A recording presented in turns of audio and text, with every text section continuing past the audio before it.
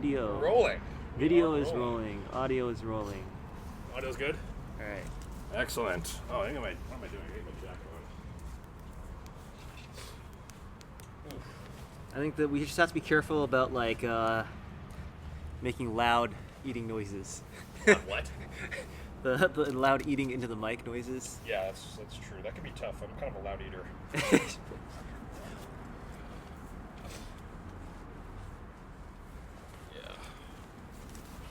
All right. Hey. Welcome to, what did we decide to call this thing? We're still workshopping names. I think the latest suggestion was get out the rye bread and mustard, a Mariner's Mukbang, which I feel like that's a pretty solid name. I think that summarizes what we're about. Yeah. We love food and we love the Mariners. We do love food. We love the Mariners. Want to do the intro on the restaurant? Sure. So I picked up some takeout from Bongos. One of Chris's and I's go-tos. Mm-hmm. Excellent Caribbean sandwiches. Yes, sir. We got the same sandwich. Oh man, this is really going to pick up the wrappers. Yeah. That's part of the okay. experience. Tinkle. Yeah, you get a little bit of ASMR of us unwrapping the food. Get a little ASMR of me chewing. You know, we could have picked a less messy option. It's really true, isn't it? But we've made our bed and now we have to eat it. Literally. Okay, so I got the Desi. What'd you get for sides? I got the yuca fries, which I've usually get in the past. I think you know that. I kind of almost get that. Yeah. Don't worry, I'm gonna pick this up later. This is my backyard, so if I litter, I'm really gonna pay for it because I'm gonna be stepping in that later. But oh my gosh, they did cut it in half. I am such a dingus. Oh, you have to. What did you? I ripped it off because I thought they didn't cut it in half. Oh no, I specifically requested that. Ah, that's smart. Yep. Okay, you know what? I'm just gonna let it sit there then. I got beans and rice as my side. Nice, nice. And the Desi is just like it's like caramelized pork, right? Mm-hmm. Caramelized pork with some citrus in there. Got the big onion, awesome caramelized onions. onion. Yeah, it's good. I gotta take a bite of that pork real quick. This is one of those sandwiches that the soggier it gets, the better it gets. Honestly, good for takeout. Okay, well, here we are. We're in your backyard recording our first podcast. Finally doing this. We've been talking about doing it for. I think it's been on the docket for like 6 months now. Yeah. And luckily, the Mariners season is still going, so we can still do it. This would have been tough if we'd talked about it for like half a year, and then like honestly, if they were out of the playoffs right now, we probably wouldn't have recorded this, or it would have been a lot tougher to get the motivation to do it. Yeah, maybe we could have done like a post-mortem, but this is much more fun. Yeah, the postmortem's a little bit more depressing. For context, today's October 2nd, is that right? Yeah. October 2nd, and the Mariners are about to open the ALDS against the Tigers in a couple days. Mm-hmm. So this is really like the second time the Mariners have made the playoffs in recent memory. Mm-hmm. And they have a chance to do something that, the Mariners have never done before. I think this is as good of a team as I can remember since at least 2001, I would say. Yeah, honestly, I'd agree with that. I definitely think it's like it's definitely the best offense we've had since the early 2000s. 2016, that was a decent offense, but it felt like after Kyle and Nelson Cruz and Robinson Cano, you didn't really have too many other hitters behind them, really supporting them. Yeah. And of course, we traded Ketel Marte away at that point, the year before, I think.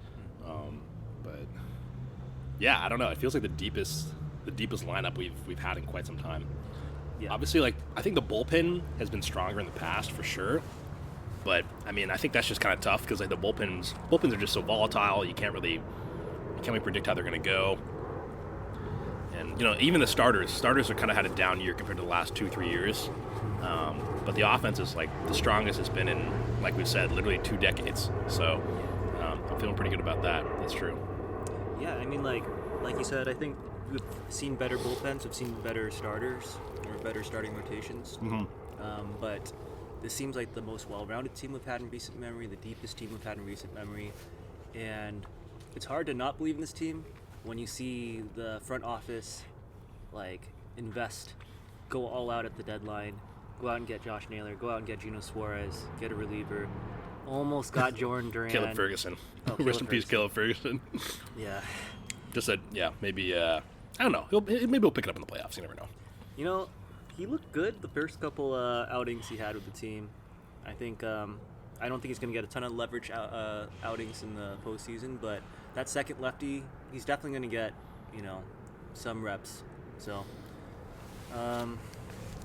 it's better than Sauce. That's Yeah, sorry, Taylor. You're a son of Seattle, but maybe not what we needed in the playoffs this year, sadly. But for 2023, thank you for your service. Thank you for your service. We'll always have 2023. Yes. The year we didn't make the playoffs. That year had some fun moments, but that's a whole other thing. But. Yeah, I don't remember a lot of the fun moments from that year. I kind of remember the crashing and burning. I remember JP hitting a grand slam in maybe like the third to last game against the Rangers, but that was a series that we ended up fumbling, so it didn't matter really in the end. Or JP's big swing was for naught. It is kind of funny because I do remember John Boyce. That's funny how they kind of sound similar.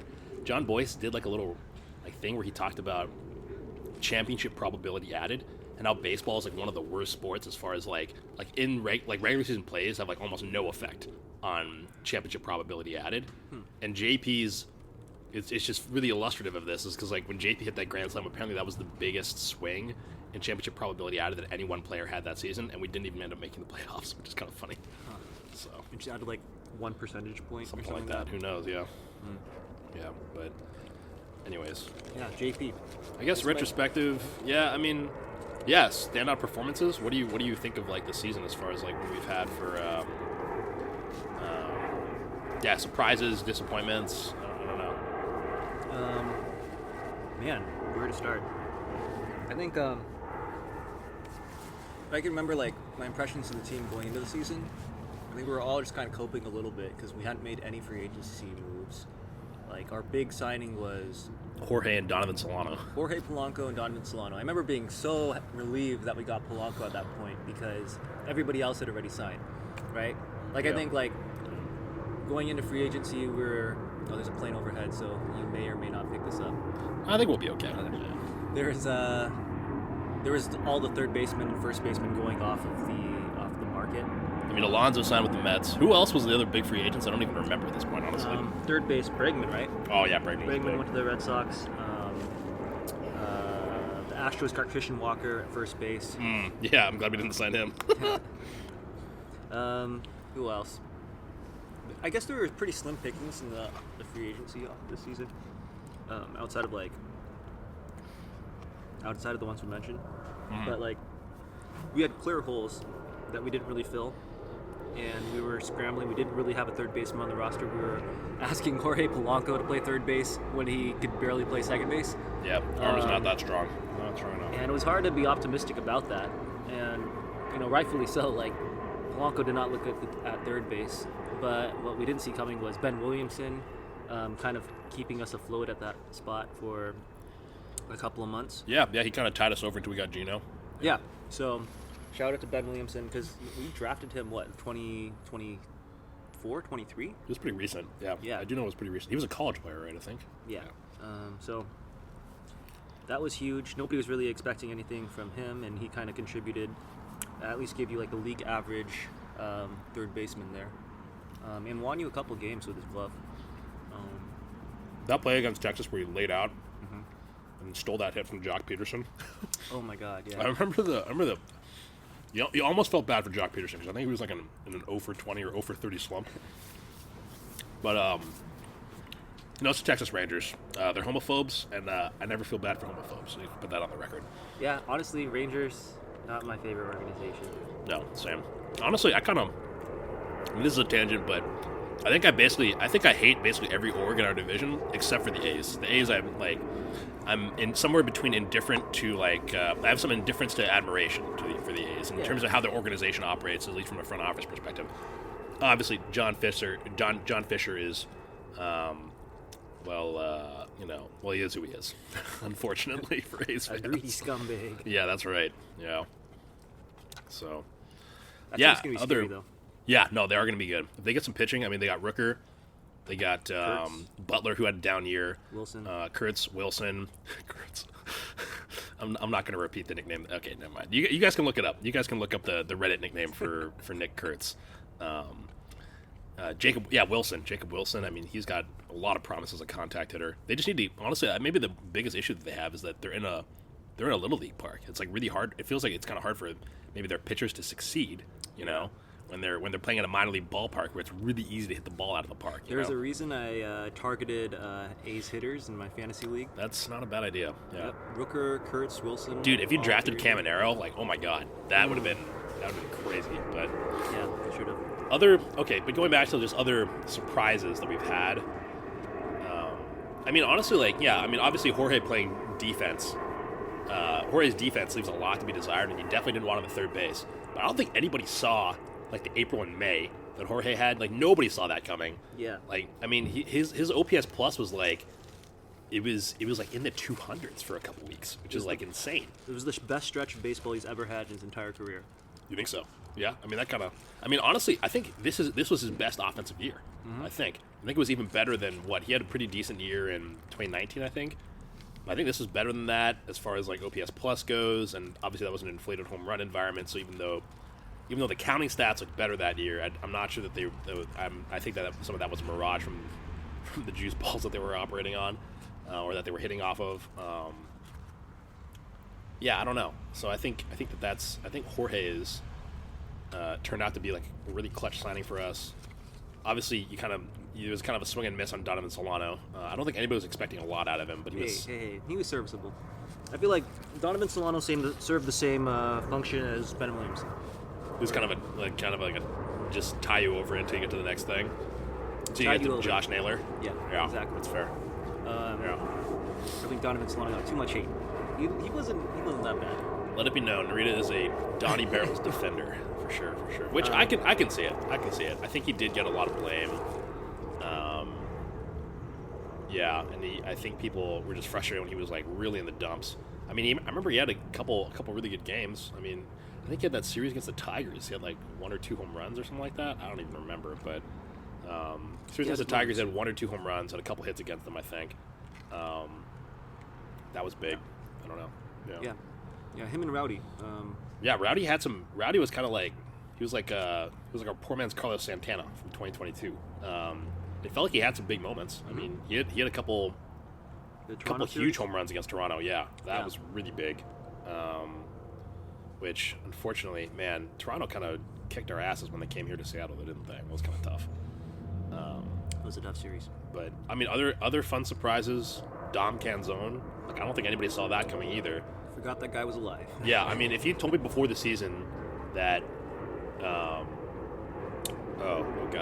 second baseman Ryan Bliss.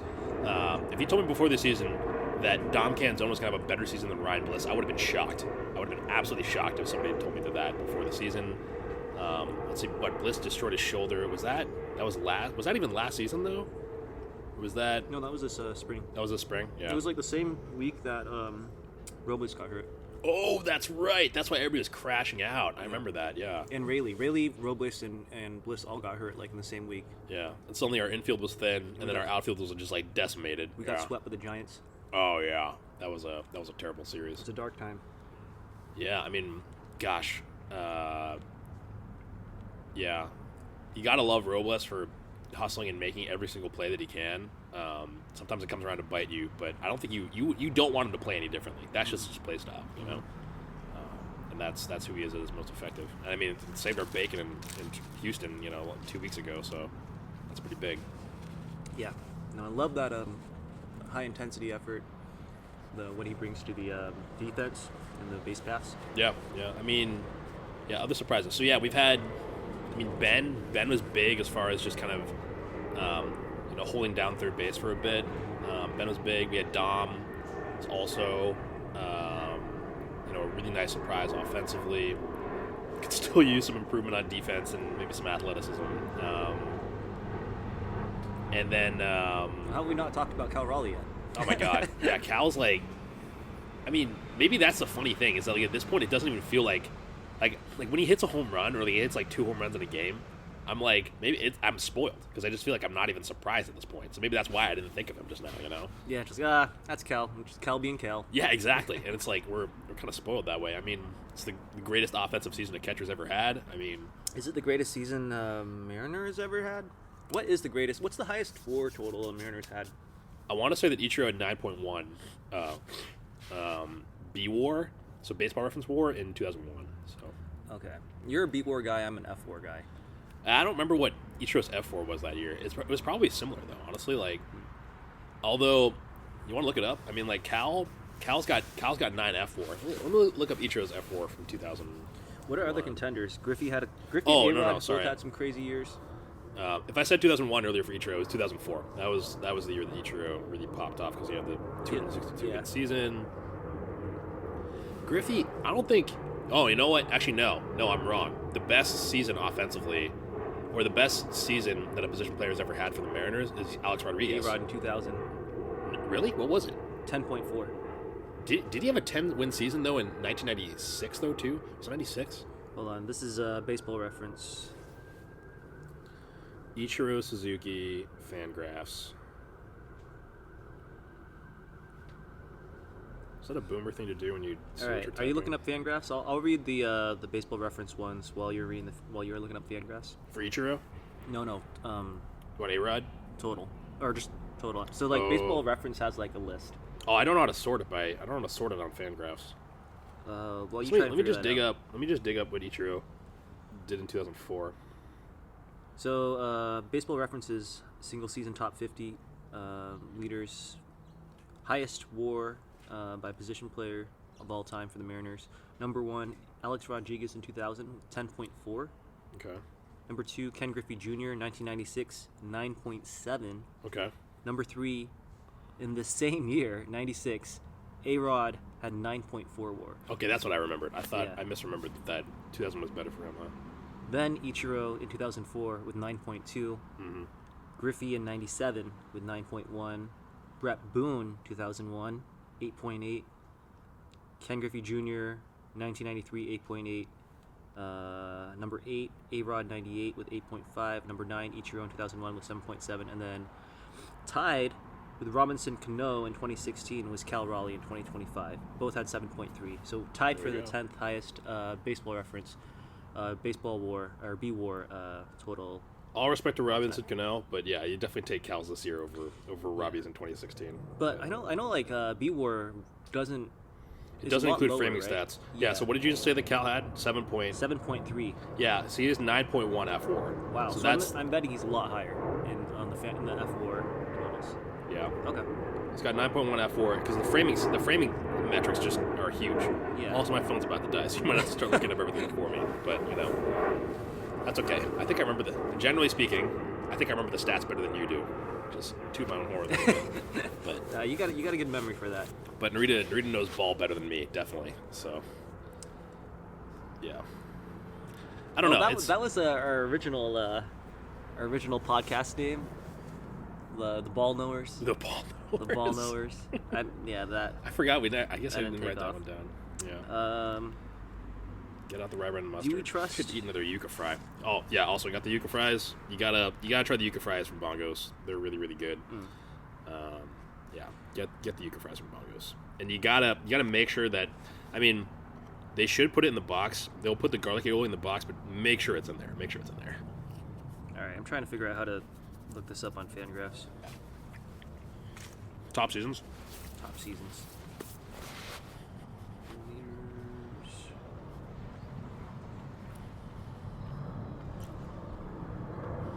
You know what I might do? Hold on a minute. I'm gonna turn on the light for the.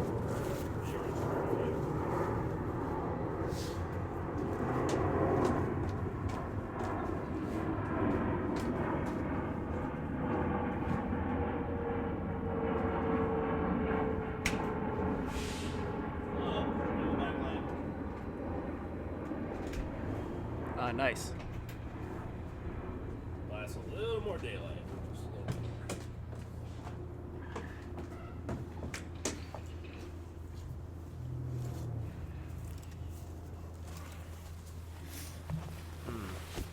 What's it say? Still trying to figure it out.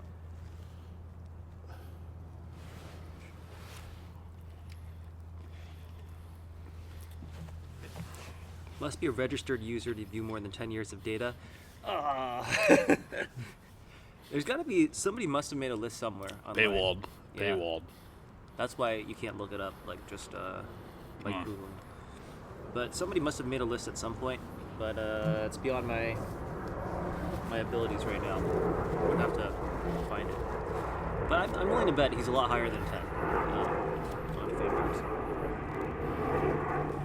Who's higher than 10? Ichiro? No, I'm willing to bet Cal's a lot higher than 10. On Fangraphs? In F4, yeah. No, I looked it up. It's 9.1. No. Oh, total. Career. Yeah, ranked, yeah. Like, it's still probably below, like, the A-Rod Griffey seasons. Wait. Oh, you want it within the, like lined up. Yeah. I'd be willing to bet it's, like, either, like, top 5 or really close, like, number 5 to 7. Yeah. But, like, that's elite company. That's upper echelon single season totals. I mean, that's like, you got Ichiro, Griffey, A-Rod. That's like 3 Inner Circle Hall of Famers, or A-Rod probably should be an Inner Circle Hall of Famer, if we're being honest. No, those are all, like, Inner Circle Hall of Famers. Like, it's kind of crazy that Cal Raleigh's name is up there. Like, there are so many good Mariners individual seasons, so many good Mariners players who played here and never had a single season like that. Edgar never had a F4 that WAR that high, right? Edgar was very consistent, but yeah, it was. Cruz never had one that high. Robinson Cano did. That was a very good offensive season for Robbie. Yeah. Which, side note, Robbie's. I think Robbie's our best second baseman, better than Boone in my opinion. As far as like, because Boone's success felt pretty short lived. Robbie, I felt like put up a couple good seasons here. It's a hot take. I think Boone's 2001 was. I mean, it was elite. It was 8.8 WAR, but I don't think he cracked. Maybe he got 5, maybe one or two other year, maybe one other year, but I don't think he I don't know. No, I think I might agree with you there. Like, I feel like Boone only had like a couple of good seasons with the Mariners. Cano had maybe a little bit more production. If you like looked at cumulative WAR, I wonder what that would break down to. Maybe I should amend my take. Just that a lot of people are like, "Oh, we never should have signed Cano."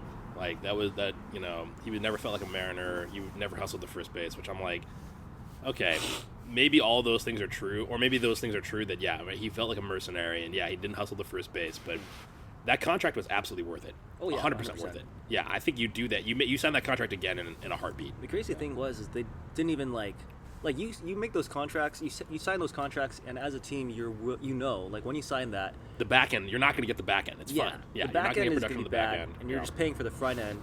But they didn't even have to pay for the back end because they traded his contract away. Yeah, they had to. I mean, had to give up Edwin Diaz, but it's probably at the time it felt like a really good move. Yeah. So you probably still make that trade just to dump the salary even. Yeah.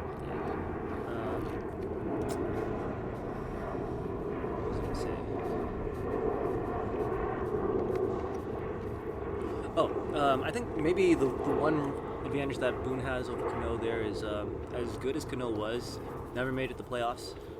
Boone only made it 1 year, but they didn't make the playoffs that year. I think that's worth something, Like there were no glory days for Cano. He didn't get to be a hero in the postseason. But obviously that's not his fault really. Boone was like on a team that was much more stacked than the team that Cano was on. So. But like I think that is team success. I think is worth a little something. Yeah, I agree. Okay. Other question: Where do we rank the Mariners' past postseason teams in terms of performance, just like top to bottom? Ooh, okay, so there haven't maybe been that bottom many. to top actually. So what we got: 2025, 2022, 2001, 97. Yeah. Oh, and 2000, 97, and then 95. Is that 6? 6.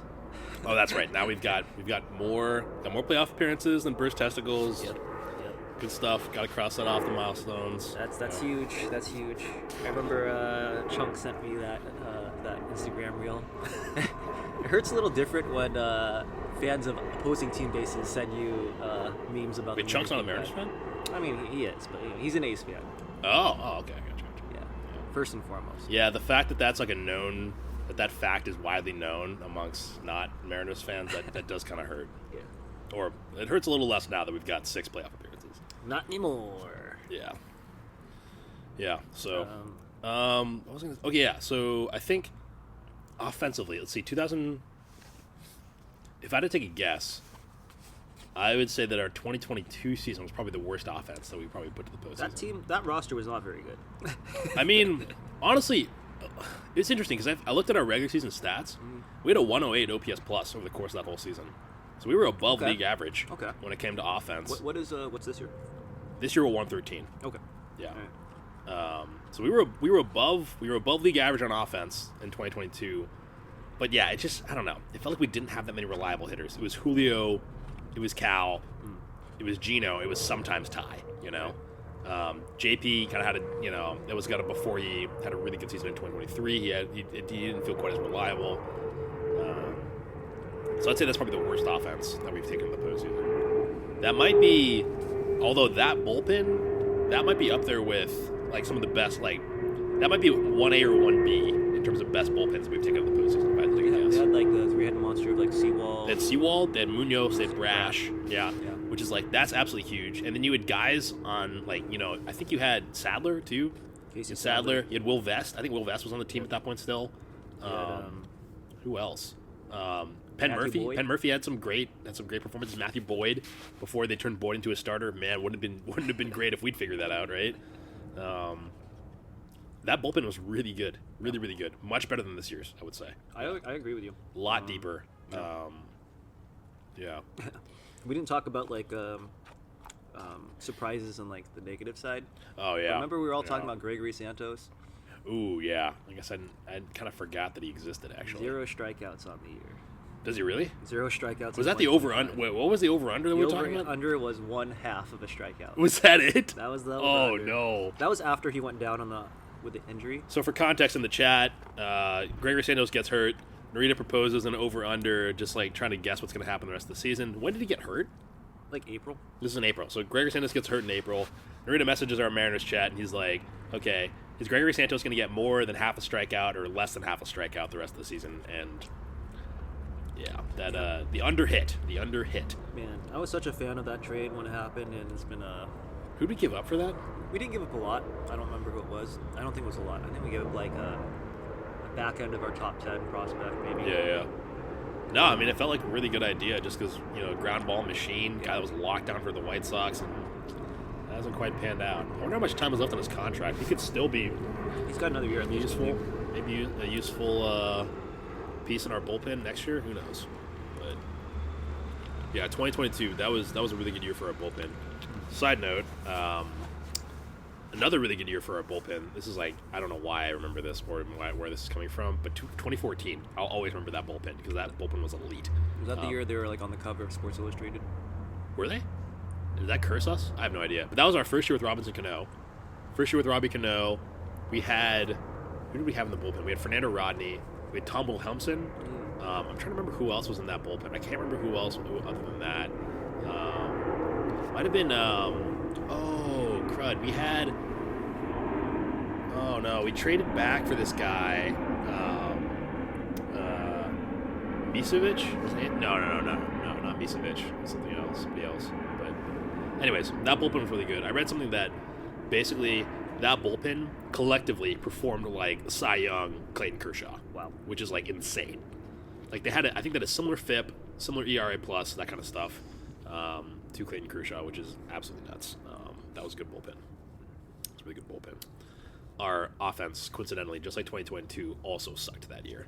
That was the year Felix was really close to another Cy Young, but total tangent. Not even a playoff team that I just brought up there. So yeah, that was a good bullpen. My knowledge does not go back that far. I don't remember that. Honestly, like I don't really remember that. Like where do you put? If I had to take a guess, I don't know this for a fact because I honestly don't know the stats that well on our early 2000s teams or our late 90s, early 2000s teams.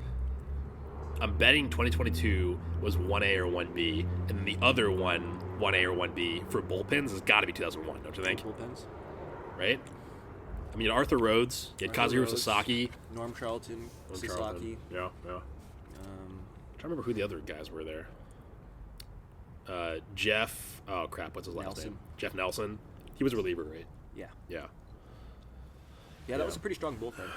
I think good rotation that year too. They had Freddie Gonzalez. Yeah, They had Jamie Moyer. Freddie Garcia. Freddie Garcia. Oh my God. There's no Freddie Gonzalez. I just made that up. Yeah, Freddie Garcia. That doesn't feel good, Chris. we can edit that out. Yeah, Freddie Garcia. Who else was in that rotation? John Halama, Ryan Franklin. There was a third person in that rotation that was really good. That I'm trying to remember. Was it Aaron Seeley? It was Moyer, because our Garcia, Pinheiro. Moyer, Pinheiro. Was Pinheiro good that year? I don't even remember. I don't remember. Yeah. I wasn't looking at I wasn't looking at Fangraphs when I was 6. Yeah, that's true. Neither was I. Yeah. I wonder if Fangraphs even existed then. Who knows? Yeah, something to look up afterwards. I think. Okay, yeah. So if I had to take a guess, I bet you our rotation was probably I bet you that was probably our second best, or some of the 1A 1B range as far as our bullpen goes. Where 2022 2001 are kind of neck and neck for bullpen. Yeah. Other good bullpens. I Honestly, remember 95, 97, 2000. let's see, 95, 97, 2001, or 2000, 95 to 97, 2000. I wonder if our bullpen was decent in 2000 just because we just moved to Safeco. Did they have Sasaki in 2000? Yes. I'm not sure. I'm honestly not sure.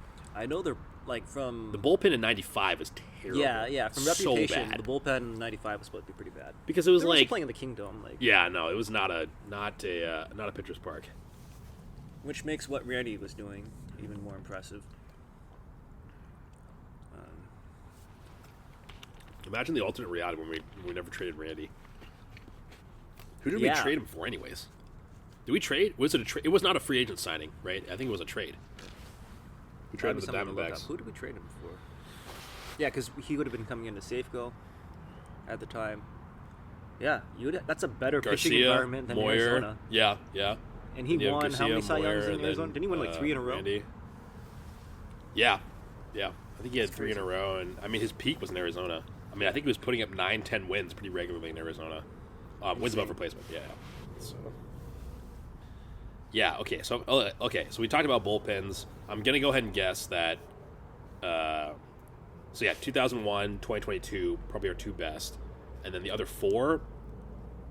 I'm guessing this year's bullpen's probably in the 3 to 4 range. Yeah, middle of the pack. And then the 90s bullpens are probably last, I would say. That'd be my guess. And then, okay, let's talk about, I guess, rotation. On paper... I think it's 2022, right? 22? Let's see, we had Robbie, we had George, we had Logan. Who else do we have? Castillo.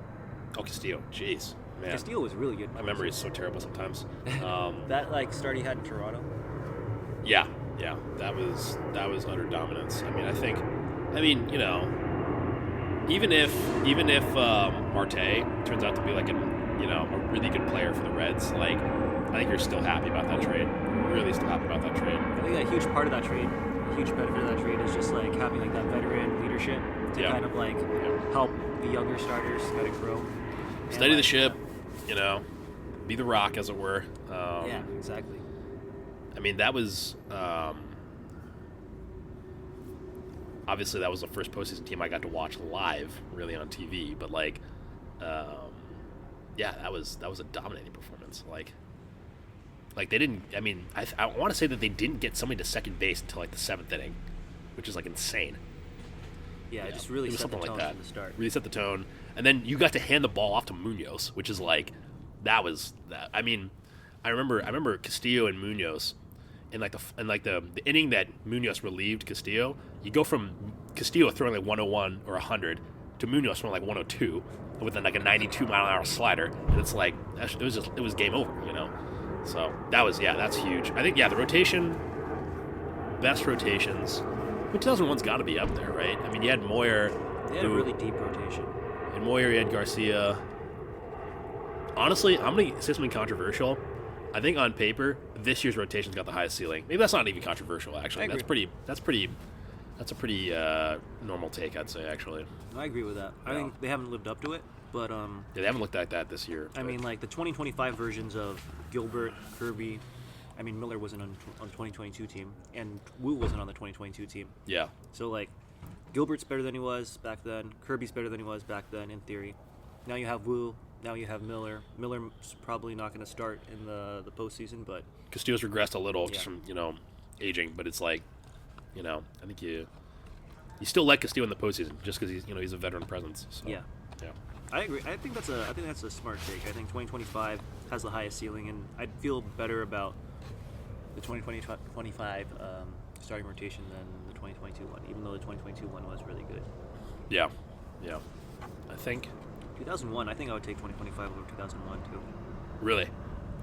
I mean, if you're talking about, I guess if you're talking about just like pure performance, you probably take the 2025 guys were nails, are nails compared to the 2001 guys. I mean, imagine Brian back then throwing 97 with the arm angle that he has. Like, I don't know how common that was back then. I'm not even sure. But hello, hey Ari. It would be interesting to look at numbers though, like the 2001 numbers compared to the 2025 one. Yeah. We should pull it up. Is the laptop? Could we pull things up on the laptop? Is your phone dead too? My phone's not dead. But I'm good. Let me see.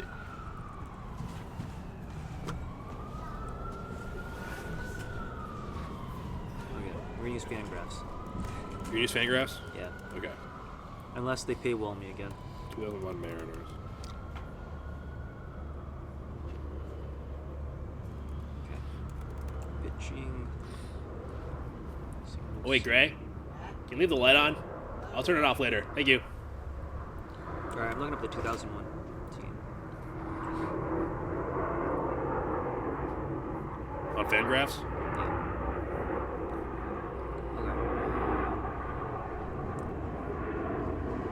Okay. Wow. Okay. Actually, the 2001 team Kind of was pretty stacked. good. Yeah. Turns out when you win 116 games, it's kind of have to be, right? Freddie Garcia had 5.3 WAR. That's pretty good. Jamie Moyer had 3. Aaron Seeley had 2.7. And then there's a bit of a drop off. Paul Abbott had 0.8 after that. Yeah. Honestly, I think you still take 2025. You still take 2025 as far as the rotation goes. Just because I think back then, the counting stats of WAR is it's like a little bit hard to rely on back then for pitchers. Yeah. Because now, a guy hits 95 or 100 pitches, he's always coming out of the game. You never leave a pitcher in there for that long. That's true. I Or for guess I longer didn't than think that. about that. So it was easier to accumulate counting stats back then. But like their ERAs were still pretty strong. Freddie Garcia had a 3.05 ERA. Yep. Moyer was 3.43. Seeley was 3.60. Pinheiro 2.03. So like, Wow, I'm actually All Pinheiro their- had the best FIP. He Yeah. had the best ERA plus of the Pinheiro bunch. had pretty nasty stuff. I remember that. He was just young. Yeah. He's 22. Yeah, Wow. so I don't think he had the innings that the other ones had. Yeah, he only threw 75 innings, but he was good. Yeah. And their bullpen was their top end of the bullpen was strong. Rhodes put up 2.5, even more than Sasaki. Sasaki had 1.6 WAR. Yeah. Jeff Nelson had 1.1. Norm Charlton had 0.9. And then everybody after that is negative. But that Wow, top this ERA plus. that top 4 was really good. Yeah. I mean, they had a 117 ERA plus. That's pretty darn good as a whole. Like the entire pitching staff at a 1.1 or a 117 ERA plus. Yeah. Yeah, I mean Sasaki, by ERA plus, Sasaki wasn't even their best reliever. Yeah, Rhodes was really good. It's at a just like that 241 dominant lefty ERA coming out of plus. the pen. That's crazy. Yeah. Was Nelson a lefty too, or was he a righty? I'm trying to remember. No, Charlton was a lefty, I think. Nelson was right-handed. Nelson had a pretty good career, all said and done. Stuck around for 15 years? That's pretty good. Yeah. Wow, he was 6'8". Holy crap! I don't remember that.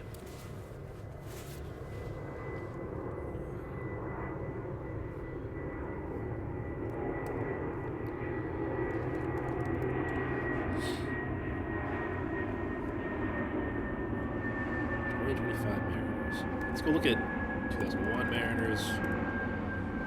Baseball reference. Can you compare like multiple years at the same time? I don't know. I'm not good enough with. I don't think I'm good enough with their stats to do that. Yeah, I mean, man, the 2001 offense, 117 OPS plus, cumulative. We got 113 this year. Yeah, and our ERA plus this year is not Yeah. impressive. I go ahead and say the 2000 year, not very strong in terms of pitching at least. Yeah, I mean the offense was good that year. Their offense is really good because Edgar had a great year that year, if I'm Edgar, right. yeah. In 2000, they didn't have, or their best pitcher was Aaron Seeley with 4.3 WAR. Then John Halama 2.3, Jamie Moyer 1.8. They still had Rhodes and Kazu Sasaki, but they were less good that year. Yeah. They had, let's see. Yeah, the offense in 2000 was 108. ERA plus in 2000 was 101, similar to this year.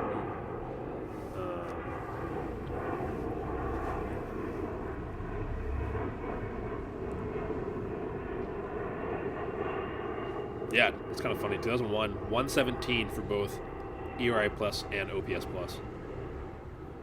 That's turns out that's pretty good. Yeah. I mean, look, that's just insane. The Pythagorean win-loss was 109 wins, which, I mean, they overperformed it a little, obviously, but like 109 is insane. when you're expected to win 109 games, that's something. Jeez.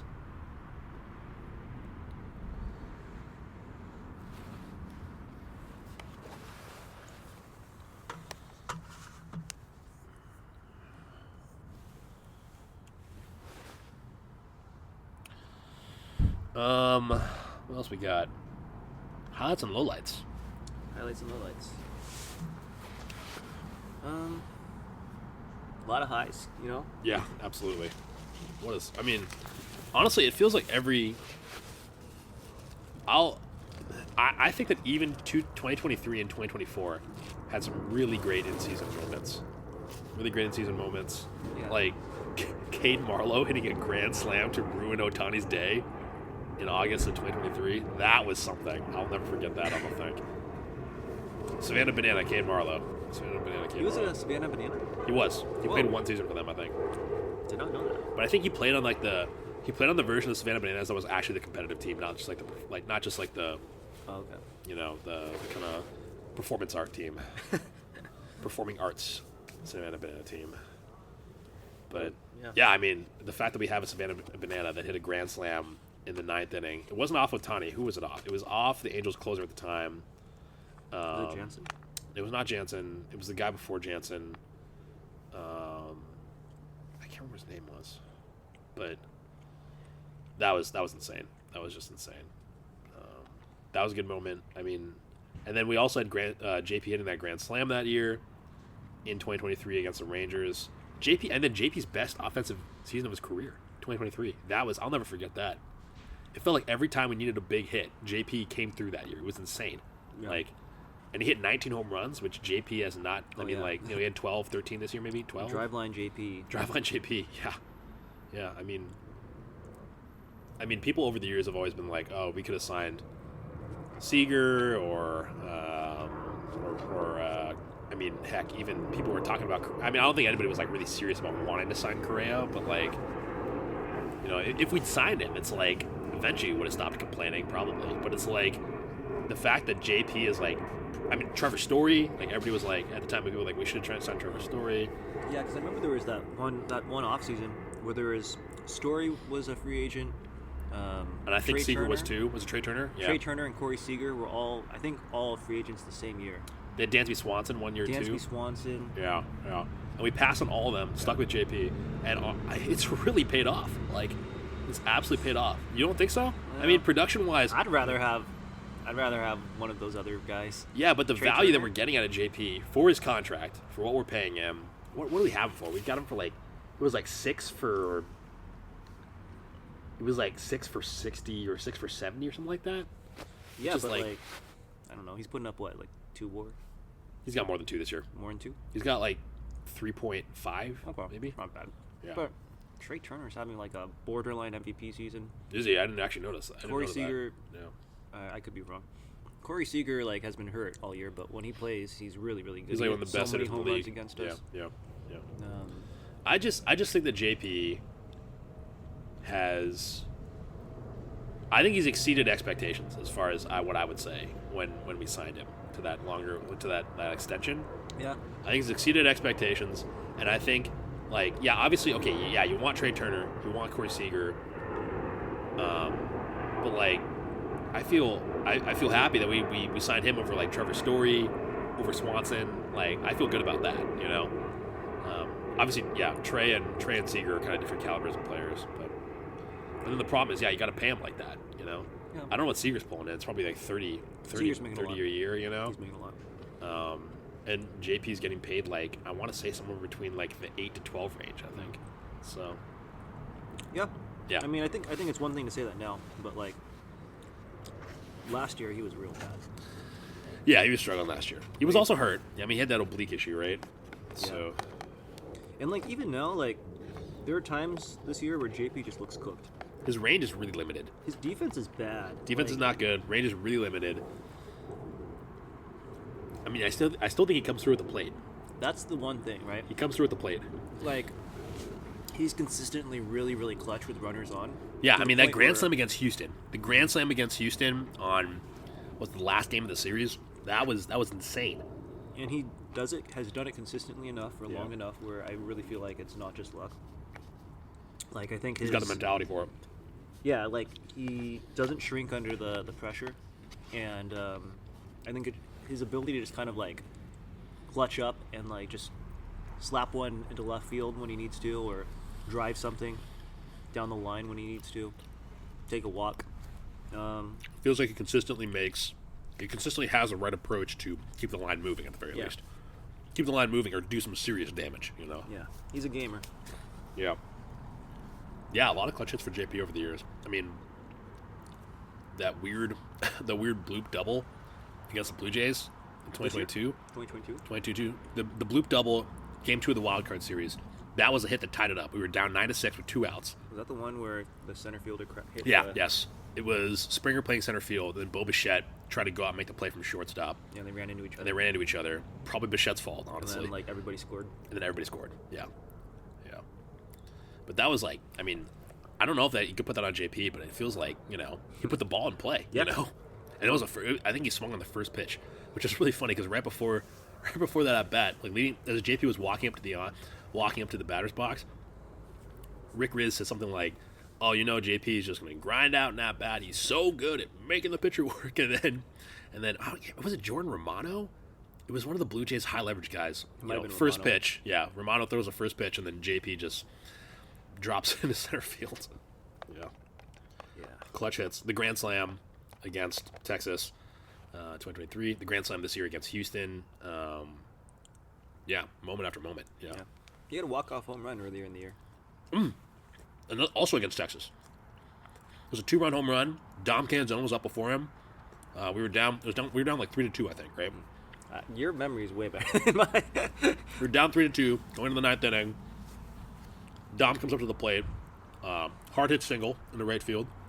JP comes up, and then I don't think we recorded a single out that inning. We just, like, Dom got on base with a hit, and then JP finished the job once, you know. I don't remember the context. I do remember the bat flip. That was the one where he just kind of like released it as part of his follow through, right? Believable. It was pretty sick. Thumbs up for me. Yeah, but I mean, I don't know. I will never complain about having JP on the team, because like you can compare him to like the all-star versions, all-star shortstops that are out there, and I think for me it's less about like the value they're getting in terms of like his contract, and I think you hear about like his clubhouse presence and leadership and like kind of helping the younger players. Like Cole Young has talked about like JP plays like Smash Brothers or something, and with Cole? That's funny. With Cole in the hotel room on road trips. I don't remember with Smash Brothers, but plays video games with like the younger guys. Yeah, makes them feel welcome, makes them feel, you know, and part of the I think he's talked about that in interviews and talked about how when he was growing up or how he was coming up in the Phillies organization, he really struggled and felt like he was like with connecting to the older guys. Yeah, a lot of the veterans were really hard on him, and like so when he was put in that position as like a veteran leadership, he was like, I'm going to do things differently. So I think that's really cool. JP breaking the cycle. What a guy! What a guy! Yeah. Way to go, JP. Yeah, I mean, I think at this point it's the intangibles. Yeah. I can't believe, honestly, like I'm I would even say a little salty. They haven't put a captain's badge on his jersey at this point. I think he should have gotten that by now. But I don't know. I don't think the Mariners ever really had a captain though. So maybe that's not a thing that we do. I don't know. But if you had to pick a captain for the team, I think it's JP. Yeah, I think it's Cal. You think it's Cal? I think it's Cal. I mean, not always your best player should be the guy that's like, I don't know. JP feels like the heart and soul, Although you could have said the same about Cal before this year in terms of like, oh, a guy that's not really in the limelight but is like contributing a lot, Yeah. So, but I don't know. JP feels like the soul of the team. Yeah. I think the great thing about this team is you could say that about a lot of guys. That's true. I mean, you can say about Julio, say that about Julio, Cal, JP. I mean, Gino's like huge clubhouse presence. Big vibes guy. Yeah, big vibes guy. A lot of vibes guys. I mean, by all accounts, this seems like it's a really like fun clubhouse full of good guys who like actually like each other. And there seems to be like even like the 2022 team had like drama behind the scenes. I don't remember. What was it? Oh, Robbie? Winker, was it Robbie? Winker. Oh yeah, Winker not. Yeah, I remember because it came out that Mitch was saying Mitch was a huge clubhouse presence at the time. He was talking about how Winker didn't really prepare the same way that the amount of energy the other guys put in. I don't remember who said what, but I'm pretty sure it was Mitch. Yeah, because Winker got left off the playoff roster, right? Yeah, he did. Yeah, but yeah, I don't know. There's like the role players on this team all seem like they're like 50 grade or 60 grade vibes guys. As I well love as that. like the leaders. I feel like I've talked about this with my friend Will. You go to Dom Canzone's Instagram. He just looks like a finance guy and just graduated from Ohio State. That's what he looks like. He's you look at his pictures on Instagram. You're like, oh, this guy works at like Deloitte, and he's always wearing a Patagonia vest or something like that. Which is really funny because he just looks like a normal guy. That's what I'm saying. It's kind of funny. So, yeah. A little bit of a goober. Yeah, I can see it. Yeah, I can see it. Yeah, I mean, there's a lot of personality in the team. Oh yeah, Robles. I mean, our whole outfield is just aura all across the board. Yeah, Randy. Josh is an absolute freaking gamer. Josh is just the kind of crazy that we need. I think. Yeah. Gino, obviously, and then JP at short, Jorge at second. I think Jorge and Cal are probably our two most boring position players in terms of personality. In terms of showing emotion during the game or whatever. I feel like the the least about them, and they're kind of just I don't know, just kind of cruising along in there, doing their thing, But everybody else, man, there's a lot of on-field personality with the rest of the guys, which I love. So, yeah, that's not a knock against Cal or Jorge. I think they like getting out there and getting the job done, Workmanlike. Yes, workmanlike. That's right. Very consistent. Real lunch pail guys. Yeah. Guys you'd be okay with, dating your sister or something like that, Yeah. Yeah, sure. That's satire right there. I don't endorse that statement. It's definitely a weird thing to say. But sometimes I like saying weird things because it makes Narita do exactly what he did just there. Yeah, sure, Yeah. Chris. Yeah, all right. Yeah, Chris. What were we talking about? Oh yeah. I mean, highlights and lowlights. So JP had a bunch. I mean, Julio, the home run against Hunter Brown in that series, Julio had a ton of huge moments in the second half, it felt like. Yeah. I mean, there was a stretch when the team was really struggling. It felt like Julio was the only guy performing on offense. For a long stretch in August, July. We had a big losing streak, right? Yeah. And then Julio, I felt like, was the one who broke us out of that against Atlanta. Oh, yeah, because he had a couple home runs against Atlanta, right? There was the one game that 18-2. broke the losing streak. He just hit a home run first inning or something, right? Yeah. Just set the tone. Yeah. And it was kind of like no guys, I've seen this before. This is not happening this year. We're not laying down and dying. We were going to. I remember the vibes were really bad too. We were on that road trip. There was a couple of back-to-back road trips where we could not win series, and our pitching was not doing well. Our struggled was in. slumping. Was it against the Mets? Against the Mets, we were sucking. Yeah, it was the Mets, the Rays. Oh, it was a Rays series. That's right. That was bad. There's a couple of AL Central teams. Who was it? Was it Kansas? Yeah, Might have struggled against Kansas City. Kansas. Yeah. Yeah. And like the team, you could tell that the team was talented. They were just not performing. Yeah, in their heads or something like that, or just Yeah. everybody was slumping. It felt like even during that slump, it was like Julio was still doing stuff, but we just lost every game anyways. You know, Yeah. This is just kind of vague recollections, but you know, that's the thing. I don't really pay attention when they're really sucking. You know, I think that's probably for the best mentally. my mental health, for my mental health. Man, second half Julio, driveline JP. These are like the mythical. Imagine if we got all those guys together at the same time. Mythical fighters, you know. Yeah, mythical fighters. Yeah, Randy when we're playing the Astros or something. I don't know. Yeah, I just remember. Excuse me. Yeah, another big moment. Randy when he hit that grand slam against the Astros, their first home series against them. That was absolutely huge. Like, we were down. I think we were down like 7-3, 7-2. Then he, ripped a grand slam, got us within one, I think. Yeah. I was at that game with our friend Wes, and I'm not proud to say it.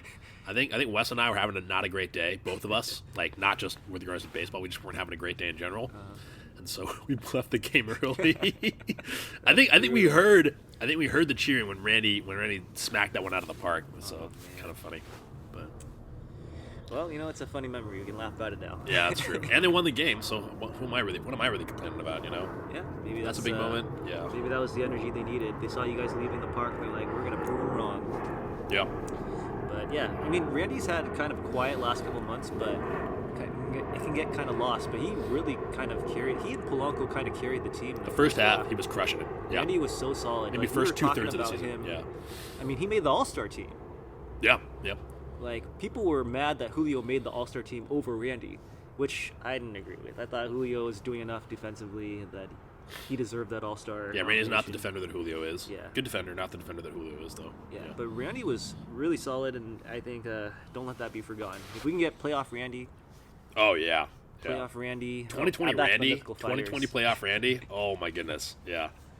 Yeah, I remember there was something about how, Randy was I don't really remember too much about the Rays offense that year, and I wasn't paying a ton of attention to baseball at the time, but the way they were talking about him on the ESPN broadcast in the lead up to the World Series as the Rays were making their run, it's not like he was carrying their offense. Like the dude, force. I want to say he hit he was averaging half a home run or 3/4 of a home run per game or something like that. Something absurd. Yeah. Yeah, we gotta get that Randy back. Yeah. Highlights and lowlights. Thoughts on playoff matchups? Yeah, that's another good one. Well, we know who we're playing. Yes, we do know who we're playing at this point. Yes, the Tigers. We gonna have to deal with Scooble, minimum once, maybe twice. I think probably twice, right? Well, maybe he would have to pitch on short rest, but if it came to Game 5, you would think They'd probably pull him out for Game 5. I mean, if if it's an elimination game, Scooble's you don't get to be in Scooble's position without being just the highest of competitors, Yeah, that's the likely Cy Young winner, right? Yeah. It's either him or Crochet, right? Yeah. Can't really go wrong with either of those two. Two big lefties. Yeah. That's I don't know. You have a take between those two. I think Scooble. I would pick Scooble over Crochet for Cy Young, but Who do you think? Who's the Tigers starter going to be Game 1? Do you think? I don't even know. Who's their fourth starter? I'm not sure. I think they started this year or this last series against the Guardians. They won. Scooble. I don't know who Mize, the Game 2 guy was. Mize, and then Flaherty. Yeah. Okay. So we got to be the Game 4 guy. Yeah, because Flaherty, no shot. Any three of those guys are going to pitch on Saturday. Yeah, and then the Tigers are no strangers to bullpen games, so yeah, they would probably do something like that. Have an opener, and then the nice thing is, I think Will Vest pitched a lot. He pitched a lot. He pitched minimum 2 out of 3 games, I think. 2 of the 3 games. He didn't pitch the second game. Did not pitch yesterday? He didn't pitch yesterday, and he only threw 14 pitches today. So he should be good to go. The thing was Scooble went 8 innings in the first game. Yeah. So their bullpen is not as taxed as I would like. I was kind of almost hoping, even though I wanted Detroit to win going into that series because I thought they were a better matchup than the Guardians. by the end, I was almost rooting for the Guardians because their bullpen is just shot. Well, the Guardians bullpen is The shot. Guardians bullpen is shot. They had to throw Kate Smith all 3 games. They had there was a couple of the leverage guys they pitched all 3 games. I don't know if they ended up pitching Kate Smith all 3 games, but I think that's part of why they lost. Yeah, I mean, it's something that we debated about Yeah. a lot before before the series even started, the Tigers Guardians series. It was just like, I think we both agreed that the Guardians' offensive approach when it's clicking is really bad for the Mariners. Yeah, because it's we've contact. got, I mean, Jorge, Gino, JP, all 3 of them below average defenders. Yeah. I want to say Josh is probably about league average, maybe average, slightly yeah. above league average. But when you got 3 below average defenders and you got a team that loves to put the ball in play, it's a recipe for disaster. Yeah, I don't know. It just seems like it feels like at the time it was like, oh man, the Guardians would be a really bad matchup for us. But then, there was that, I want to say, was a game. It was Skubal pitching against them. But like they put like 3 balls in the outfield, maybe 3 or 4 balls in the outfield, including outs. Like that's not like they had like 1 or 2 hits reach the outfield, and the other 2 were like flyouts, And so it was like they weren't hitting. The Guardians. So I don't know. For a hot second, I was like, man, maybe we do want the Guardians because like when it comes to their offense, they just like they can't barrel the ball. Really, you've got the only guy you're really afraid of this year is J-Ram. Yeah. Even Quan is like he's a nuisance, he's a pest, but Narita thinks he's washed, and I think that Quan is like, you don't worry about him for hard contact, Yeah. So yeah. The only guy you're really scared of on that Guardians roster at this point is J-Ram, but that's all water under the bridge because they're out. Yeah. I don't know. And then the Tigers offense though too is like, I think it's They're just okay. so mid. Just okay. It's just okay. Yeah. Their best guy is Riley Green, who got subbed out for a pinch hitter in the 7th inning in Game 2. Yeah, it's pretty bad. Because they didn't trust him against a lefty. When Narita, when Narita posted that in our Mariners chat, and at that point, I think I responded to that with the GIF of Michael B. Jordan from the first Black Panther movie, where he's like standing over, he's what's Chadwick Boseman? He's late Chadwick Boseman, rest in peace. He's standing over Chadwick Boseman after he beat the crap out of him in that ritualistic combat, and then he was like, "Is this your king?" I was like, "Oh, Riley Green, is this your king? This is the best you have to offer? You're gonna pinch hit a guy in the 7th? Like imagine. I cannot imagine a world in which Dan would pinch hit Cal or Julio in the 7th inning of a game. That would just be absurd. Like I'd be like, Dan, they better have gotten hurt, or I'm. Riley Green, we have Riley Green at home, and it's Dom Canzone. It's Yeah, Dom it's Dom Canzone. Lefty power hitter who's like, really good against righties and like decent to solid against lefties. I mean, Dom might actually be better against lefties than Green if they were that scared about hitting him. I don't know. I don't think Riley Green has like terrible splits against lefties. I think they kind of just overthought it. We're like, this righty has better splits against lefties than Green would have. This is against major lefties. 2022 Scott Service energy, just like sticking too much to the analytics, maybe. The numbers though. The numbers, Mason. What do they mean? I think you can overthink it a little bit. Whereas, like, I think, but Dom Canzone isn't even that bad against lefties either now. Yeah. In the past, he has been, but this year he's almost probably like close to league average or so. I want to say it's like 110, 120 OPS plus, which is I mean, I think you live with that. Yeah, you can live with that. I mean, if they bring in a lefty in the 7th inning or whatever against Dom, I think at this point I'm pretty comfortable.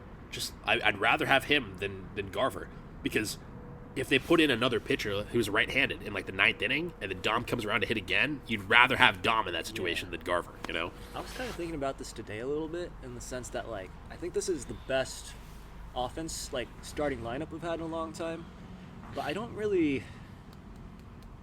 almost don't want them to use their bench too much. Yeah, I kind of agree. It gets pretty limited pretty fast. Who's on our bench? We got Garver, Mastrobuoni, I mean, Vic. Yeah, you kind of got Vic in there, who's like swapping out with Canzone depending on the day. Yeah. I mean, honestly, like if you're up big or you're up like if you're up like 3 to 4 runs in like the 8th, I don't hate a Vic for Dom substitution just for defensive purposes. Yeah. But like, if it's tight and you need offense, it feels like you keep Dom out there. Generally speaking, yeah. If you're going up against a righty starting pitcher or whatever, and you have Dom Canzone as a starter, if you sub him out, you don't really have any lefty guys on the bench. Yeah. Like your lefty bats on the bench are like Luke Raley, or Luke's having a down year. Yeah. either Mastroboni or Cole Young. Yeah. Or Which you Rivas. don't feel great about Cole lately. No. Mastroboni hasn't hit in a while. I think there's a chance like Cole Young might not even be on the postseason roster. Is he not? Wait, isn't he? He might not even be on the Have they not postseason announced roster. the full roster They yet? won't announce it till Saturday. Oh, I see. Okay. But like it's basically you're going to be picking between between Rivas, Mastroboni, and Young. Like they kind of all do the same thing, right? I think at that point you'd probably take Williamson, right?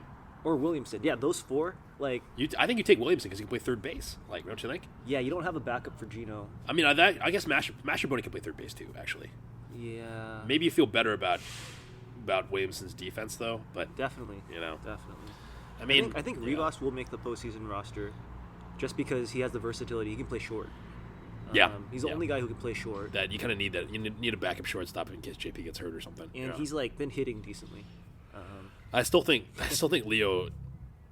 I honestly, I feel like if they just throw middle four seamers at him, like I don't think he can really do anything with them, which kind of scares me. Once they figure that out, or He's if got they such a figure that small out. strike zone. It's hard to throw strikes on. This little guy, yeah.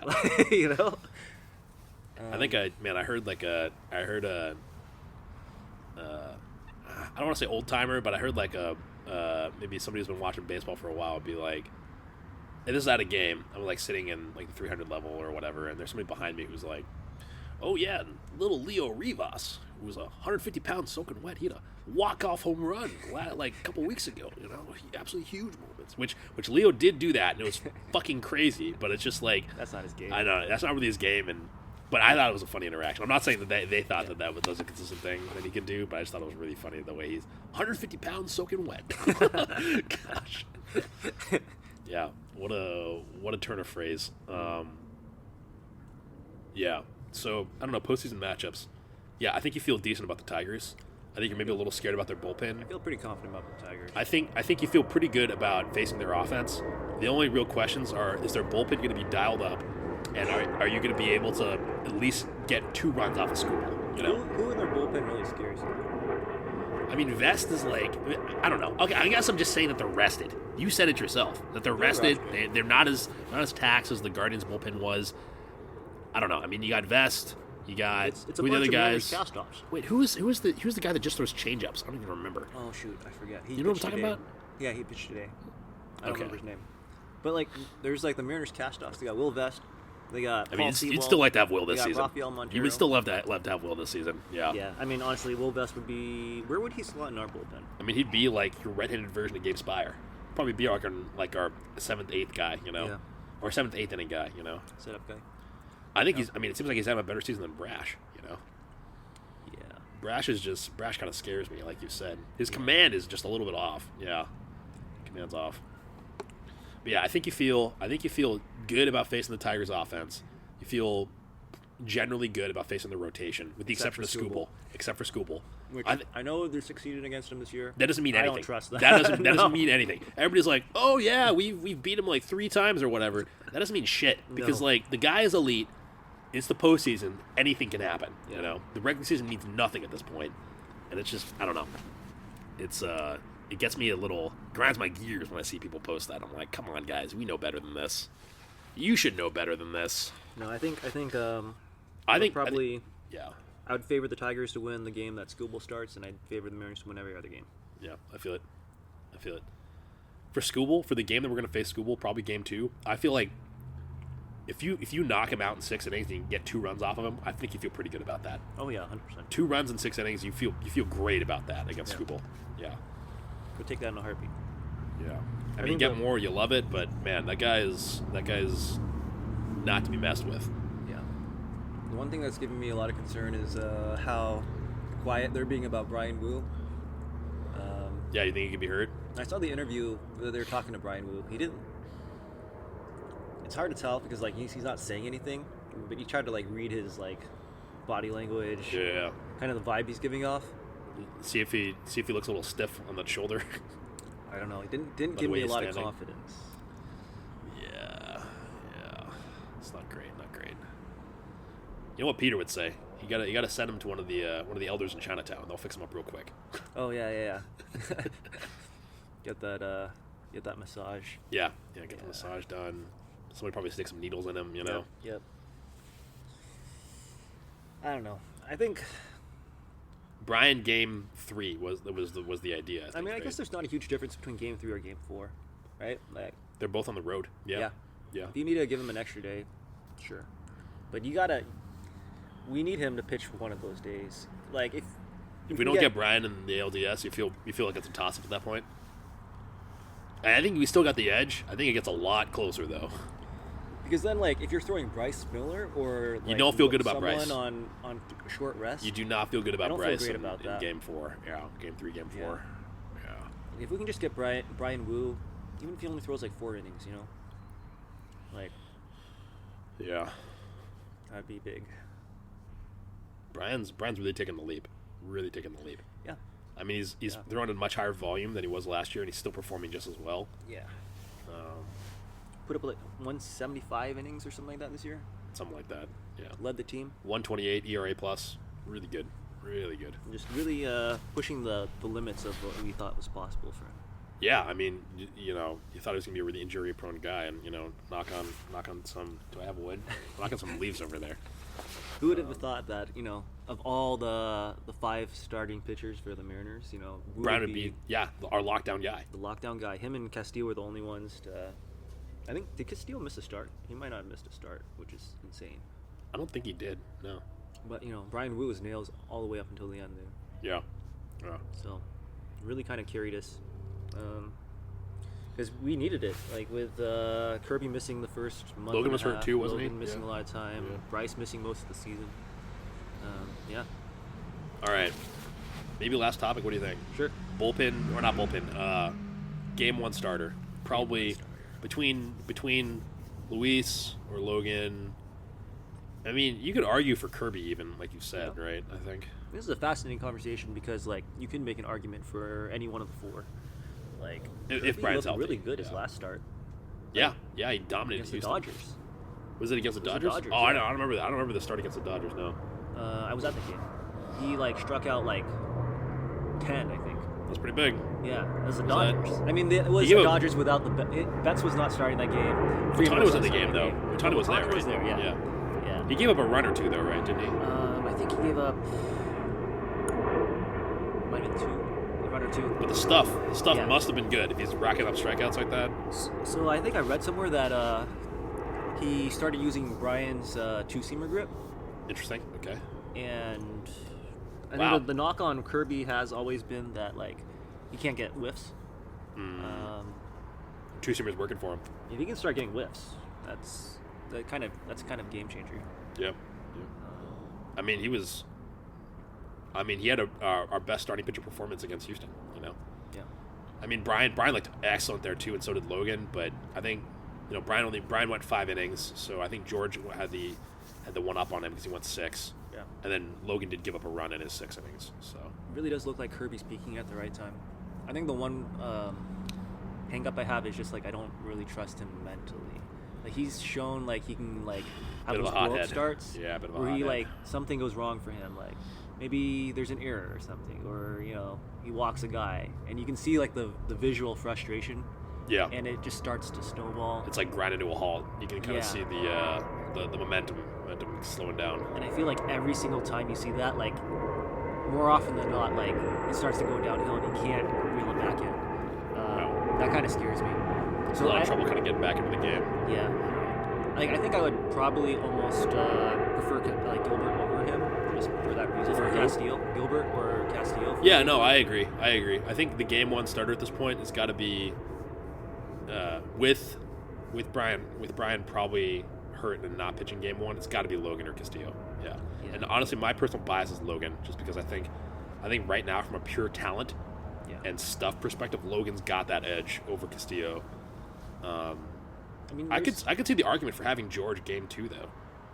Honestly, you're doing Logan game 1, George game 2, and then getting Castillo for the Game 3 start, maybe. The argument I've heard for Castillo is Castillo has huge disparity in his home versus road splits. Oh, so you want Castillo pitching at home? But is that like overthinking it? It could be, yeah. I mean, Castillo's, because pretty much everybody on that staff has pretty big splits, home and away, except Brian's for Brian. the only guy. Brian's the only guy who's really just as good at home away as he is at home. Yeah. So I don't know. I could definitely see the argument for Kirby in Game 2 over Castillo. I think Castillo. I think you could put him anywhere really, except I think you could put him anywhere. Just he's got that veteran presence. He's got the mentality. He's been there before, and he's shown that he can perform in those situations. Yeah, you feel good about Castillo. And it's nice in the sense that I don't feel like I'm worried about ego a little bit too much between Gilbert and Castillo. When they named Gilbert the Game 1 opening day starter at the start of the season. Right. It didn't seem like Castillo was bitter about that at all. Yeah. Seemed like he took that in stride. Yeah, with the exception of Kirby's probably the biggest head case on the rotation. Yeah. But yeah, it feels like Brian, Brian, Logan, and Castillo, they all feel like they'd do anything to just help the team win. Yeah. And Kirby probably would too. He's just gets a little mad sometimes. I think. Angry George. Furious George. You were saying he gave up a home run, I think, against Tampa, plunked a guy. Yeah. And then they hit Dom the next inning as retaliation. That rubbed me the wrong way. I mean, that's bullshit. That's George losing his temper, and then Dom has to pay the price for it, which is terrible. Yeah, and then in the post game interview, he didn't seem like he cared at all. Oh my god, yeah, that'll rub you the wrong way. I think his, what did he say? He said, "Oops." It was yeah, I don't know. Didn't appreciate that from George. I mean, even if he's indifferent about the fact that he plunked the guy, I mean, at the minimum, you're expecting I lost my cool there, and then my teammate had to pay the price for it. That's really on me. That's what you're hoping for, Yeah, I think that's best case scenario. I don't think you expect that. You would expect him to be oh, it wasn't intentional. I didn't mean to hit him. But I'm sorry for hitting. I hope he's not hurt or anything like that. I mean, I think at the minimum, you're just. I think he should have been more concerned about Dom. It seemed yeah. But he was just so blasé about it. Yeah, not great. Yeah, but he's been pitching better lately, so hopefully he's in a better space. Yeah. We're gonna need him. We're gonna need. I mean, he pitched so well his rookie year in 2022, right? It was good. He came in. 2023 also pretty good. Yeah. So. Yeah, I mean, he closed that crazy game against Toronto, Game 2 of the wild card series. Came in, started throwing 100, struck out Altuve. I remember that. Yeah. Oh, you're talking about game 3 of the ALDS. Is that right? He started Game 3, the one that went to 18 innings. No, the one where he came in relief. The one that he came in relief. I'm pretty sure that was against the Blue Jays. Oh, you're right. Yeah, but I mean, he was nails against Houston. 7 innings pitched, no runs. Can't ask for better than that. Jeez. Yeah. Especially from at the time, the guy that was probably your number 3, number 4. Yeah. I think best case scenario. I think a lot of people are talking about oh, we should trade George. Not a good team fit. Culture wise, I think best case scenario he learns to kind of harness that and kind of turn that into a Naylor type of a little bit of a psycho energy. Yeah, which that can be beneficial and helpful for the team. Right. Yeah. So if you kind of rein it in and use it competitively. Right. Exactly. Use that anger competitively. Yeah. Yeah. So side note, last topic maybe. I remember we talked about a lot of people have talked about trading Castillo, and we've discussed this. Honestly, I'm kind of on board with. I think you were saying we should hold on to him because you got Kate Anderson in the wings, but after that, it's I mean, Logan Evans is young. Logan Evans is probably not a major league. You don't think he's a major league starter? Not even a 4? Maybe a 5. Maybe a. You think he's either a 5 or a bullpen arm? Is what you're saying, huh? I don't even know. I mean, he's not on the he's not gonna be on the postseason roster. No, but I'm saying that long term, just next year, you probably want to hold on to. That's what I'm saying. That's what I'm agreeing with you. I think what's the vision? What's the vision for Logan Evans? No. I'm just saying that he's young, so you got to hold on to Castillo. That's all I'm saying. Yeah. But I just don't. I don't think you can. You don't think he's gonna? I don't think it's. You don't think the growth is there? That he turns into a major league contributor. Yeah, that's fair. I think he's a depth guy. Yeah. I think Hancock probably has more long-term. I like Hancock as a bullpen arm. Yeah. I feel like when we've thrown him out there in the bullpen, he can throw his fastball like 2-3 miles an hour a little faster, you know? And like I feel like when he was up there against he was pitching against the Rockies. It was the Rockies. He changed like, his arm slot. He lowered his arm slot like 10 degrees. Has it helped a lot then? His sweeper gained a ton of movement. Okay. Like his I remember stuff, he was like I felt like he was like throwing fucking frisbees out there, you know? Yeah. Like they did not look like they were picking up on that pitch very well, yeah. No, he made a major mechanical change that like kind of changed the way I viewed his outlook. Because like his stuff looks so much better. He was getting way more swings. I mean, it's the Rockies, but like the movement, and even on the fastball, when you lower the arm slot like that, it like the pitch shape is a lot harder. Helps to hit. a lot. Yeah, Helps a lot, especially for off-speed stuff. I think it helps a lot for off-speed. And that might make him like more of like a righty specialist, but that gives him a long-term like niche like role, you know? Yeah. Whereas it's like otherwise he's kind of like a borderline 4-5 guy. Yeah. It'll be interesting to see if they put him on the postseason roster. Emerson? Yeah. I hope they keep him there, honestly. I think you need him with the way our bullpen is. Like, you know, I know Vargas has a purpose in terms of like inducing ground balls, but he scares me. Vargas does not inspire confidence in me. Like, I think I've got you got Spire, you got Munoz. I mean, Bizardo, you feel solid to decent about. I mean, he does have his blow-ups, but like you feel decent about Bizardo. But like the rest of them, it's like, I mean, like Legumina, no way Legumina's on the Legumina, roster. Jackson, like those guys. No, you don't. Yeah, they haven't shown enough this year, sadly. I mean, the nice thing about the postseason is you can throw your top guys every game, pretty much. Because they got enough rest. You have enough rest. Yeah. I mean, as long as you're not pitching them 2 innings every game, you know, like you can throw Munoz 3 days in a row. Like, I like Hancock out there. I like Hancock as like a long relief, kind of like a safety valve you can go to if somebody gets hurt or just Well, okay, so like, and then there's Bryce Miller too, right? So like, if you go with 12 pitchers on the postseason roster, which normally you'd have 13 in the regular season, but like teams typically go with either 12 or 11, just because you don't need that 13th guy. You're gonna take your 4 starters, right? Yeah. Then you have Bryce Miller, who you put in the pen. I don't know what his role is going to be. I think he's kind of like a piggyback guy. Like, if you see, like, Logan or Kirby struggling in, like, the 3rd inning, and you yank pull him, you you can piggyback Bryce Miller and hope you get a couple of innings out of it. I think that's... I mean, I don't know. Don't you think Emerson could do that, too, though? You feel less confident about Emerson? Honestly... at this point, like if you'd asked me this 2 weeks ago, I'd been like, Bryce Miller, 100% over Emerson. I mean, Emerson looked really good, though. Yeah. Well, at least, like, I don't know. I mean, it was the Rockies, but the movement that he was getting on those pitches was good. Yeah. Okay, so Bryce Miller and Emerson, they're kind of your long relief guys. Yeah. But like, ideally, you're not using long guys in the playoffs. Yeah, that's true. That's really only if as a. I mean, you're hoping your starters go 6 every time. Yeah. Well. 5. Minimum in 5. Playoffs, like you're pulling them as soon as like. Anything looks off. Yeah. Yeah. Like 3rd time through the rotation, you're like quick hook, right? Okay, so you have your top 4 guys. You have Munoz, Bizardo, Spire, Brash. Those are your guys. You're pitching. You're relying on those guys. So that's already 9 right there. That's 9, not including Emerson. So you have like 3 spots for Ferguson. Do you think Vargas makes it? You probably want Ferguson. I think you probably want a second lefty out there. I think you want Ferguson. I think Vargas. I mean, Vargas. I think Vargas has promise. Yeah. I think he's got good stuff. He just, I don't know why. It just feels like he sometimes kind of scares the crap out of me. You know. Yeah. It just feels like when he's not locating his pitches, it's like it feels like he doesn't miss by a ton, but like, I mean, I don't know. I don't know if it was a bad pitch or just Adam Frazier got a really good swing on it, but that one home run that Adam Frazier hit against us in Kansas City, I was against Vargas, and I was like, what the hell? How did that happen, you know? Yeah, and then Vargas gave up the grand slam, right, against the Astros. Did he? Oh, man.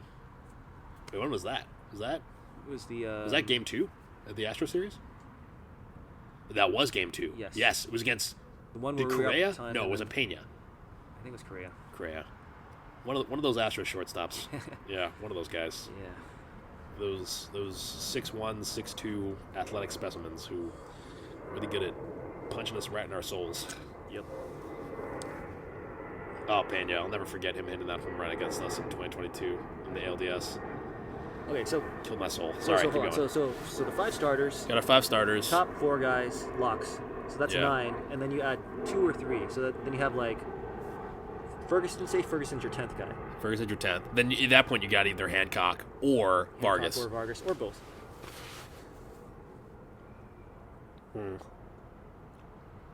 At that point, maybe you do take Vargas.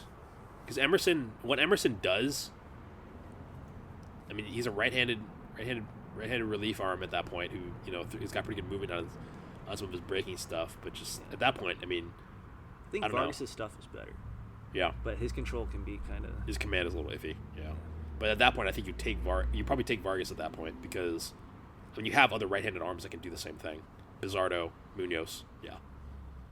So, and they're used to those roles too. Yeah. So I think they'll take both. I think they'll have 12 guys. Vargas and Emerson. I don't hate that either, just because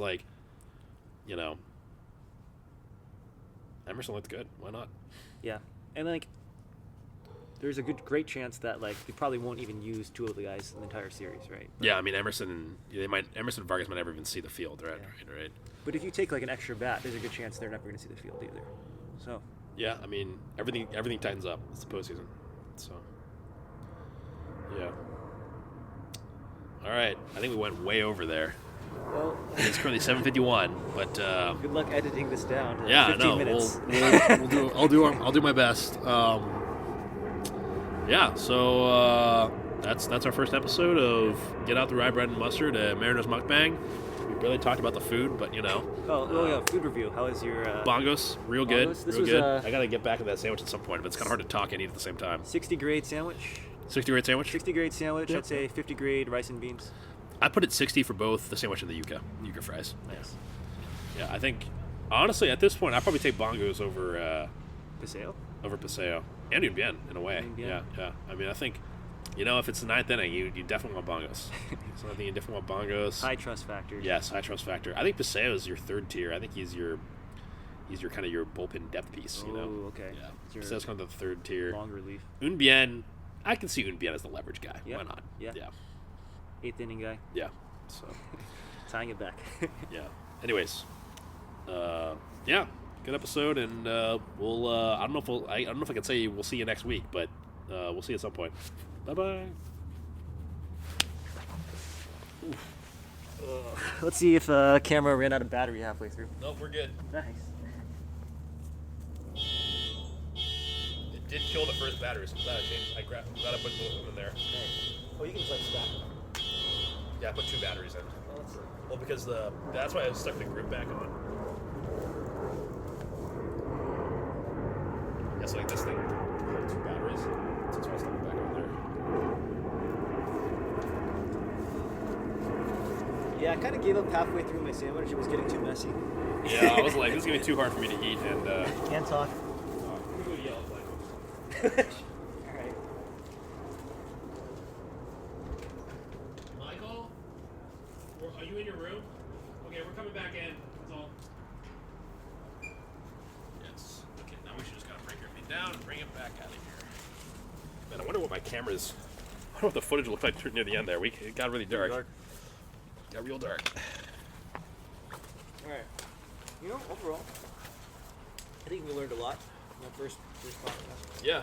I think we loosened up as they kind of went on. I think we got better at it. I think now I know I think I'll just bring a laptop next time and then have things pulled up and saved. Yeah, that's a good idea. Easy reference. Because when we started talking about older teams, I was like, I got nothing. Yeah. I got nothing on the older teams. Do not know enough. you have a really good memory though. I feel like I can't remember a lot. if I've watched a game either in person or on TV, I can usually remember pretty well. Yeah. Usually remember pretty well if I've seen it. I do think that the 97 roster is probably the best roster. Really? I mean, offensively, I can see that. Yeah. I You got A-Rod, you got Griffey, you got Edgar. I mean, that's incredible. Randy. Yeah, Randy. I mean, those are Edgar, Griffey, A-Rod. I mean, And Tino, right? Tino. those 3 guys have some of the best offensive seasons ever. And it wasn't just those guys. They had Tino and Buhner and. Yeah, they got Buhner. Right. They might I've had Raul at that point? No, Raul was like 10, 15 years later. No, it wasn't. It was like Raul? 2003, 2002? No. Was it the 2001 team? No. Raul was like 2007. Really? Oh, he had a couple stints. So like He went back and forth. He was Yeah, over yeah. Rangers too at one point, I think. yeah, but I don't think he ever overlapped with like Ed. John Olerud. Is John Olerud at the team in 97? That's what I was asking. I'm not sure. I mean, you know. Oh. But I think if you could figure out how to like compare multiple years. John Olerud, I want you at Josh Davis Hall of Fame induction ceremony.